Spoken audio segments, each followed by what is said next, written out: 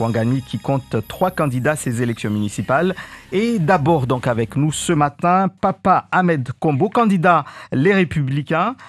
Alors bonjour d'abord. Bonjour tout le monde. Les Républicains étaient aux affaires à Ouangani durant les 6 années passées. Est-ce que vous assumez le bilan du maire sortant ? D'abord, je tiens à remercier les électeurs de la commune de Ouangani qui ont bien voulu ces dernières années nous confier la destinée de la commune. Comme vous savez, ces dernières années, la commune a connu beaucoup de difficultés d'ordre budgétaire et financier, mais nous sommes revenus à un équilibre budgétaire dans la commune. La situation est encore fragile. Il y a certaines choses qui sont faites, d'autres qui sont en cours, mais nous avons décidé au sein des Républicains d'insuffler une nouvelle dynamique avec un nouveau candidat, une nouvelle équipe et puis un nouveau projet. Mais donc, vous dites, c'est une continuité de ce qui a été lancé il y a 6 ans. Vous vous inscrivez dans la continuité de cela ? Nous sommes à Mayotte, donc nous sommes dans la République française.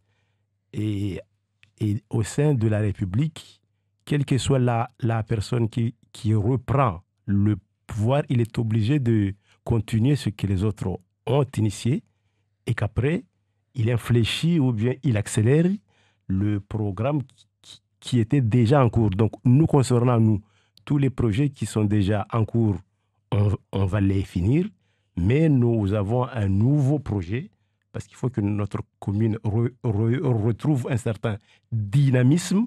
Donc, c'est la raison pour laquelle je suis là.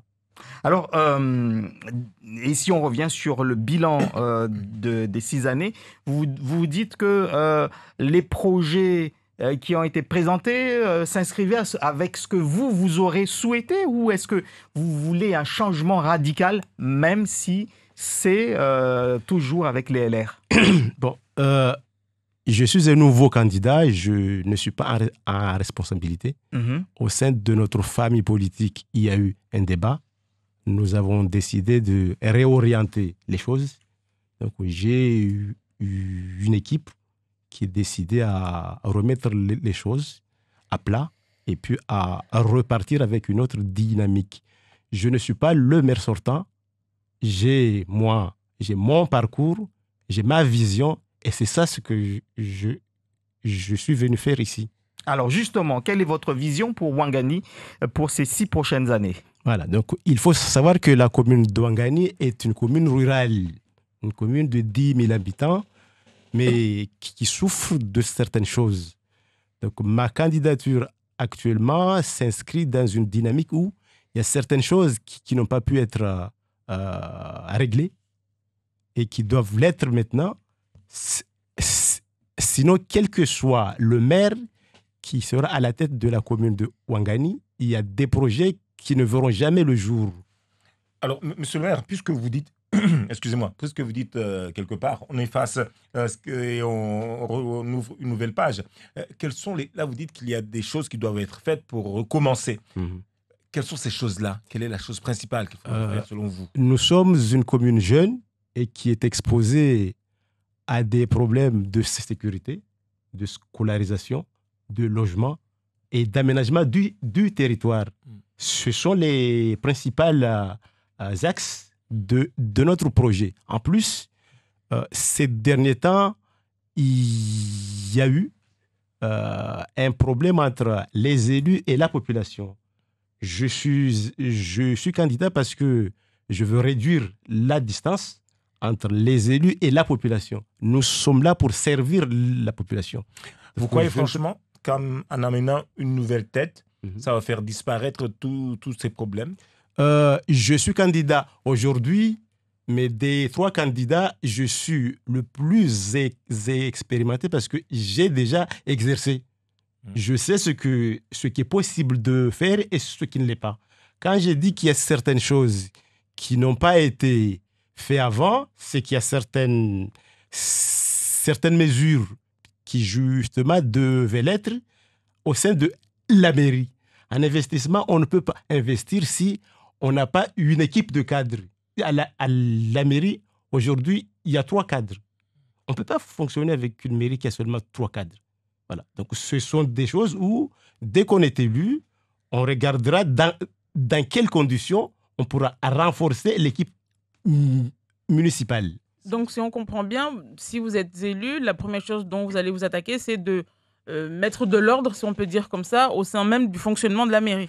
J'ai dit que je suis un nouveau candidat avec un nouveau projet. Ça veut dire que, normalement, une fois que je suis élu, je vais reprendre les choses en main. Alors, je crois que je suis très clair. Alors, on a parlé aussi à propos de Ouangani du foncier. Beaucoup de difficultés. On a vu ce qui s'est passé avec des événements vers Kahani, etc. Quel est votre projet là-dessus?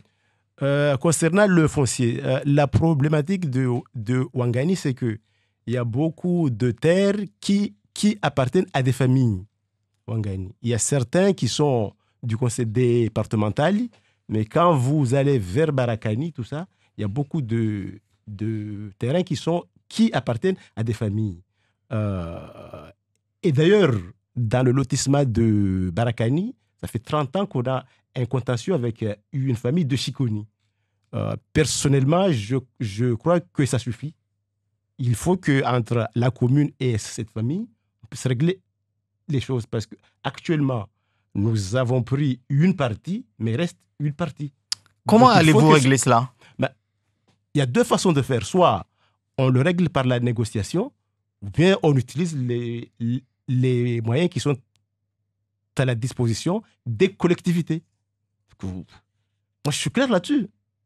Alors, il y a à Ouangani aussi, dans la commune de Ouangani, des sites touristiques qui ne sont pas assez mis en valeur parce qu'il y a des problèmes d'insécurité.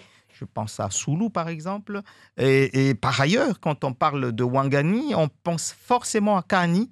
Kahani, où il y a toujours ces problèmes d'insécurité à l'intérieur et aux abords du lycée. Comment régler cette problématique du hub de Kahani qui focalise toute la violence finalement de Mayotte, puisque dès que ça pète à Kahani. Voilà, on le ressent un peu partout. Si je suis candidat, c'est justement parce que je ne peux pas accepter que ma commune soit associée à l'insécurité. Ça suffit. Voilà. Nous sommes une commune où nous avons un collège, un lycée professionnel agricole et puis un lycée polyvalent de Kahani. C'est le plus gros lycée de France. Voilà. Avec plus de 250 enseignants. On ne peut pas accepter que chaque année ou tous les 3 mois, il y ait de l'insécurité à l'extérieur et puis à l'intérieur de l'établissement. Ce n'est pas normal. Mais concernant moi, parce qu'il faut savoir que la problématique de la sécurité relève de l'État. Mais le législateur a accordé au maire une police municipale. Ça veut dire que sur le territoire communal, c'est une compétence partagée. Donc nous estimons que, il faut d'abord que nous renforcions notre police municipale. Et d'ailleurs, nous avons pris la décision de construire le bâtiment de la police municipale à Kahani, parce que c'est là où les problèmes se posent. Et de 2, nous avons un projet de vidéoprotection qui va commencer à Kahani vers les autres villages. Et 3, il faut éclairer. Parce que quand on éclaire, il y a beaucoup de délits qui ne se font pas. Par contre, il faut qu'il y ait une meilleure coordination entre la police municipale et la gendarmerie. Et ce n'est pas une question d'effectif, mais c'est une question d'organisation. Là aussi, vous jetez la pierre à ceux qui étaient avant. Ils n'ont pas su s'organiser. Vous savez, au sein des communes, il y a ce qu'on appelle le CLSPD. Quand on l'utilise, on peut avoir des résultats rapidement. Parce que, encore une fois, la commune n'a pas les moyens, mais l'État a les moyens. Et dans le CLSPD, qui est un conseil pour la prévention de la délinquance, il y a non seulement le maire, mais il y a le procureur et le préfet. Voilà. Donc, moi, je suis dans cette dynamique-là. Il y a quelques semaines, là, le préfet a dit qu'il est ouvert pour tout ce qui est projet pour justement lutter contre la sécurité. Ben ok, moi je suis partant. Merci à vous. Donc, Papa Ahmed Kombo.